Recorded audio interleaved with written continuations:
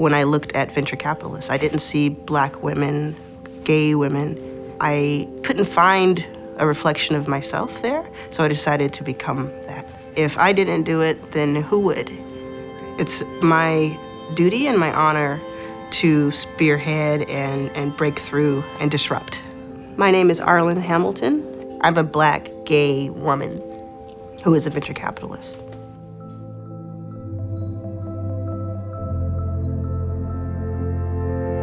I really did start from less than nothing. It was a daily struggle to figure out where I was going to sleep. There are millions of people who are like in the shadows who you don't know are actually homeless. I spent a lot of time sleeping at San Francisco airport, but at the same time, I always knew that this was the right thing to do and that this needed to be done. My mom taught me that there was no room that I shouldn't feel comfortable in, and that was a very valuable lesson to me.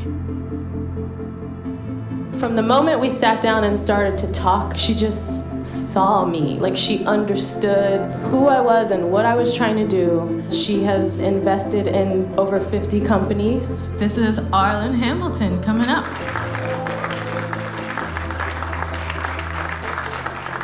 Backstage Capital is a boutique venture fund that invests in startup companies that are led by women, people of color, and LGBT founders. 98% of our portfolio consists of companies that are led by non-white straight males. And in venture capital, you'll find usually the complete opposite of that. We invest exclusively in founders who have in the past been underestimated. For Backstage to exist and for me to be a venture capitalist represents something new.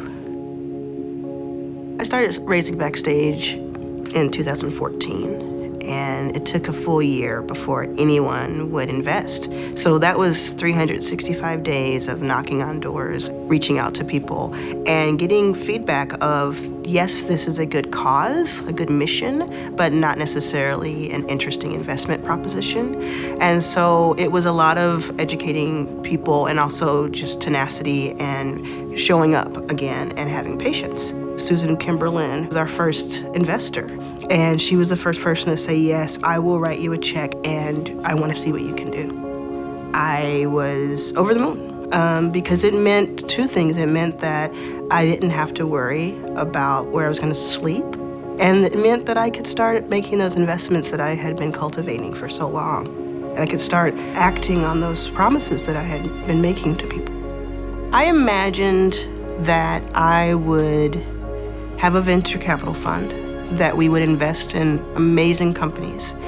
I did not know it would be 54 in 2 years, and that we would have a full team spread across the country, and that every single day people would ask to join our team.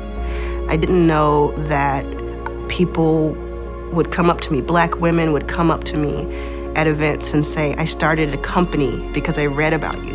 Those types of impactful things I was not prepared for, because all I wanted to do was get more capital into the hands of some very innovative people who were being overlooked.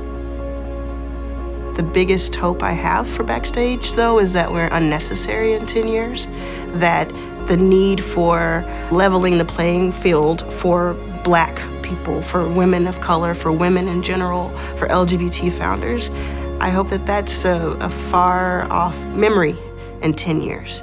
And I hope that we have had something to do with that. My name is Arlan Hamilton, and I am a boss.